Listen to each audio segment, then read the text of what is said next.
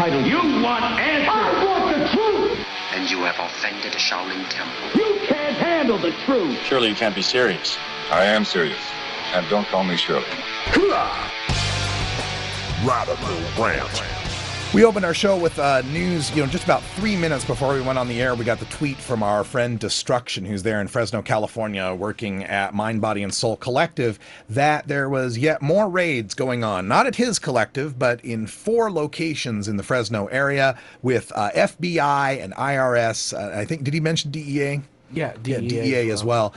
More raids going on, 4 more raids. And of course, this is on the heels of the big 26 raids and more that they had in Montana, the 2 or 3 different instances of raids that they have up in Spokane, Washington. The raids are going on everywhere. And, I remember in 2008, we had a presidential election, and I thought I voted for Barack Obama, a guy who said that he wasn't going to waste scarce federal resources going after people that are using medical marijuana. Mr. Obama, these raids need to stop now. This is something you have direct control over, and it's something that does not need to happen. Now, we know why it's happening. We can see the writing on the wall. We can see the pharmaceutical companies are starting to understand that the battle over medical marijuana has been won, and we won it. That's just because we had truth, facts, logic, and 5,000 years of history on our side that showed, yes, indeed, marijuana has amazing medical properties, and it works in a synergistic and holistic way over all of the body's systems. The endocannabinoid system, which is a part of just about every system and regulating every system we have in our body. So the science is out. They cannot deny that anymore. So the writing on the wall here is the pharmaceutical companies realize if you can't beat them, join them.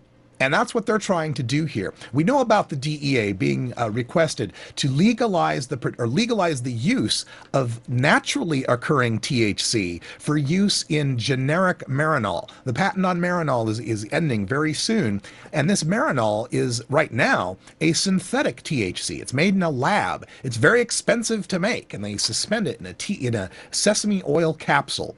And these pills end up costing people upwards of $20 a pill. And this very expensive pill now is going to become less expensive through the use of natural THC. Now, we've got a farm at the University of Mississippi, which is the U.S. government's pot farm. It grows marijuana for 4 remaining patients on the investigative new drug program, people that go back to the 1970s as far as their use of medical marijuana. Yet the government refuses to ever survey them or test them or find out whether the medical marijuana actually worked. Regardless, we've got this University of Mississippi pot farm growing the medical marijuana down there, growing marijuana as part of the Single Convention Treaty, which basically a UN treaty from 1961 that says if a government's going to grow any number of these substances, that it has to be controlled, it has to be in one location, yada, yada, yada. So these pharmaceutical companies, and now 55 unnamed companies, have been lining up and requesting that they be able to get naturally derived THC from the government's pot farm for use in generic Marinol pills, in generic, and not just Marinol, but for also other cannabinoid therapy type systems, right?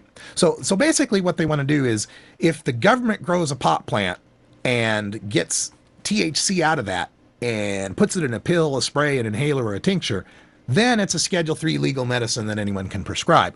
But if you grow a pot plant, or your collective grows a pot plant, or your state government grows a pot plant, and you extract the THC out of that, either through burning it, vaporizing it, or making tinctures, brownies, whatever, well, that's a deadly dangerous Schedule I drug, and the feds got to lock you up. And the reason why it's deadly and dangerous is not because it's deadly and dangerous to you or I or the environment or the children or traffic safety or workplace safety or productivity or anything. It's deadly dangerous to the paradigm of the pharmaceutical, doctor, rehab, prison, industrial complex. That's what it's deadly dangerous to. It's deadly dangerous to the notion that healthcare ought to be controlled by some independent third-party for-profit entity that jacks up the prices of natural botanicals by synthesizing them and controlling them in dose-regulated systems and charging you out the yahoo for it. That's what it's deadly dangerous to. So, Mr. Obama, we're quite well aware of why things are happening the way they are now. Just like any good enforcer, you need to send in, the troublemakers to rough up the competition so that your buddies in the pharmaceutical companies who give millions and millions of dollars in campaign contributions, and let's not kid each other here, after Citizens United and some other recent Supreme Court decisions, it's really about how many votes you can buy and how much money you can raise to buy attack ads and such. So we know it's going to cost you $1 billion for your reelection, and certainly these medical marijuana providers aren't kicking out a whole lot of campaign funds. So I understand. You got to get the money where you can get it. So you're doing the bidding of your pharmaceutical buddies here by conducting these raids on places that you'd like to characterize as illegal drug dealers, as, taking advantage or abusing a medical marijuana law, when in actuality what we are looking at is the natural result of the laws of supply and demand. We reported on Tuesday this week that there are between 1 and 1.5 million legal medical marijuana patients in the United States. Where are those people getting their medicine? Now, they are allowed to grow plants. They're allowed to grow upwards of 24 million legal marijuana plants in this country. But it's tough. It's intensive work. It's something you got to pay attention to all the time. If you're a cancer patient, you got better things to worry about. If you're ill and infirm, if you're in a wheelchair or paralyzed, getting on your hands and knees and working in the soil maybe isn't the vocation for you. So because of the laws of supply and demand, compassionate people who, yes, want to make a living, sure they want to make a living, sure they want to see their businesses thrive, but people who are compassionate enough to take on that federal risk have put together these co-ops, clubs, dispensaries, whatever you want to call them, to try to get this medicine to its legal consumers. You cannot legalize the demand side of a market and not expect the supply side to crop up to supply it. It's going to happen. No matter what you think of it, no matter whether you think it's immoral or abuse or whatever, the fact is that with 1 to 1.5 million legal marijuana users in this country, someone's going to appear to supply them. And that gets back to these raids. Because you recognize there's 1.5 million Americans who are legally entitled to use marijuana. And you recognize that there are 15 million adults in this country who are using marijuana every month. A lot of them using it medically as well, but doing it on the down low because they're in Oklahoma or Florida or Kansas or something. And you recognize that that's a huge, huge market for synthetic Marinol pills, for natural Marinol pills, for Sativex sprays, for tinctures, and all sorts of things we haven't even thought of yet. And you just can't stand the idea of that market being controlled by the people and building jobs and local tax revenue.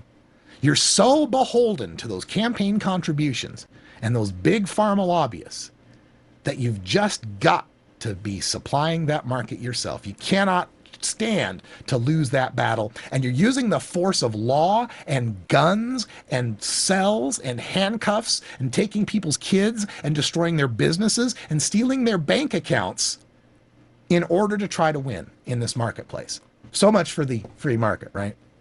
And we've estimated that if these people are using a gram to a half gram to a gram per day, these patients, that the legal ones right now, the 1 to 1.5 million legal ones right now, are spending between $2.3 billion and $6.2 billion every year.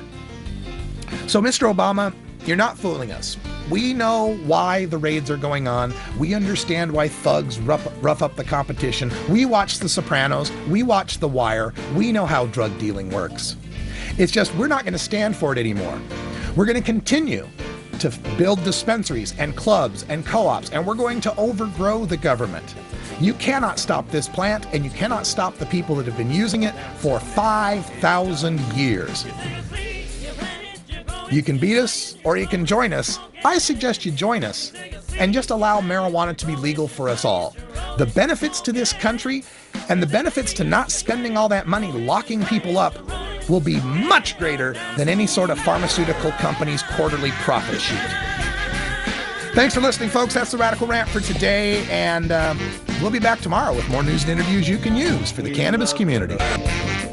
This is Normal Show Live, the voice of the Marijuana Nation. All right, stick around. We got hour 2 coming up. We'll give you more information on the raids in Fresno, California, and more discussion of the data we've been talking about. For Cannabis Carry and Ganja John.